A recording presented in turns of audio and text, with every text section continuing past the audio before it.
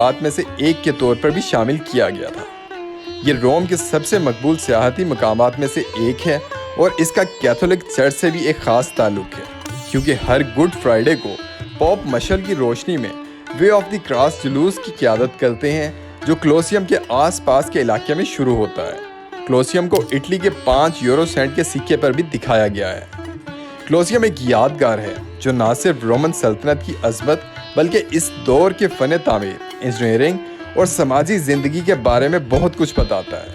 یہ ایک ایسی جگہ ہے جو آنے والے وقتوں میں بھی سیاحوں اور تاریخ کے شائقین کو اپنی طرف متوجہ کرتی رہے گی۔ ناظرین، آج کے لیے اتنا ہی۔ امید کرتا ہوں کہ آپ کو ہماری یہ ویڈیو بہت پسند آئی ہوگی۔ آپ لوگوں سے التماس ہے کہ ہماری اس ویڈیو کو سوشل میڈیا اور واٹس ایپ کے ذریعے ضرور شیئر کیجیے گا۔ اسی کے ساتھ ہی میں آپ سے اجازت چاہوں گا۔ اپنا ڈھیروں خیال رکھیے گا۔